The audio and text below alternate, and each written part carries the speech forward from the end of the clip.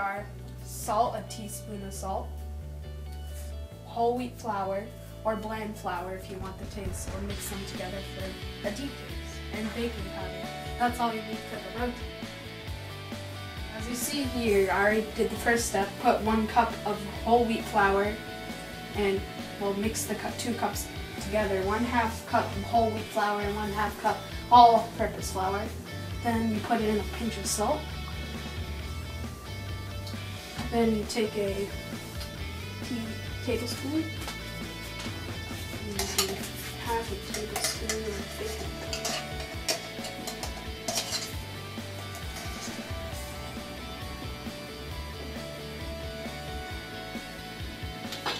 Then you need to mix it. With this dish, you use your hands to knead the dough, and you use your hands a lot to cook this until the end. So the next step is soaking the water and actually creating the dough. So you need to average out the water with the flour. If you use too much, you'll just be ruined. So you take this in one hand, you take the flour, baking soda, and all the ingredients you mix, and you throw little bits in, like that. Go with your cup. Throw in there. A little bit of it.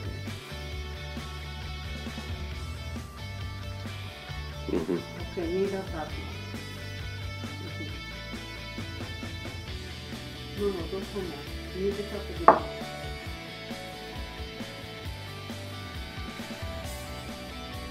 Is that too soft? You need the dough, you just need a little bit of water and keep on balancing out to get a perfect format. If you add in too much water, don't worry, you can add in more flour. And then you knead it by taking the flour around here, flipping it over like that, and adding so all the flour is a little bit. Since the dough is resting, now it's time to make the baigan choka. Baigan is another word for eggplant. It's mostly used around the island culture, Caribbean, or mostly inland South America. So now you have the baigan, or eggplant, and you stuff it with garlic. As you see here, I peeled the garlic and poked a little hole in the eggplant and stuffed it in there. The reason why I did that was to give the extra flavor once it cooks. Since you cut up the hole in the eggplant and stuffed in the garlic, now it's time to put it on the stove. So just put it on right here. If you want to put it on something else like a portable grill burner, you can do that. So put it on.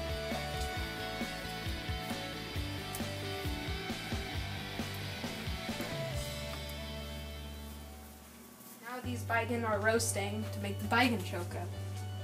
See, when it starts to boil and it feels really soft, now you turn it over.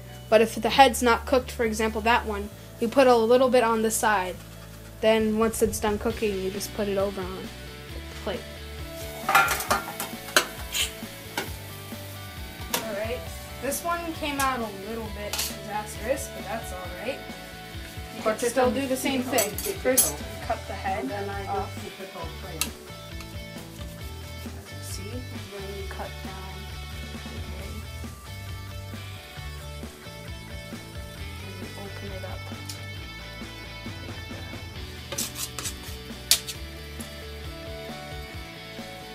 Sheet. Then you take a spoon or a fork, and then you use the spoon to scoop all this up, starting from the head. You scrape down like that, removing all the black burnt skin. Put it in there. Now that you've scraped out all of the choka into the bowl, I have gone ahead and pre-chopped some onions. Then you put in the onions with a little bit of pepper for flavor if you want a little kick. Then you put 1 spoonful of olive oil.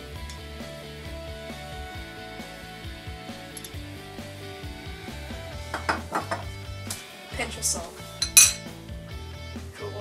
Whip it like you whip eggs until it's a nice paste. Just maintain that. Baigan choka's done. As you see here, leave the pepper in. If you want more spice, or take it out if you not really want spice in it. So now we're going to move on to making the Sadi Roti since the dough was right here. Now we can start. You take out the dough and form it in a ball form, like I did, and throw in a little flour. Then you take a regular rolling pin and start to roll it out.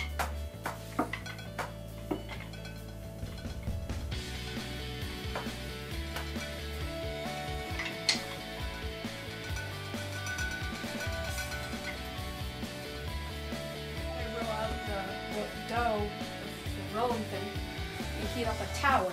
Tower is similar to a frying pan, but it has no edges, and it's meant to making breads like roti or any kind of roti.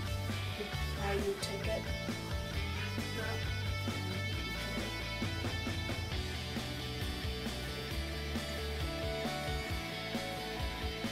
Almost done making the Sadi Roti. After cooking it over a couple of times, so you get it down to like this.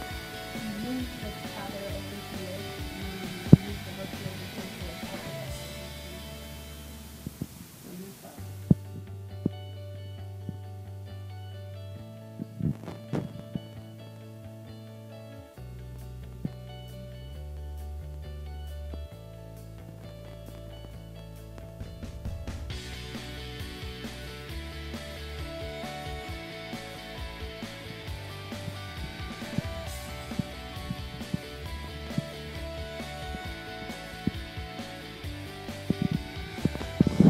The Sadi Roti is done cooking, you bring it over to a cutting board.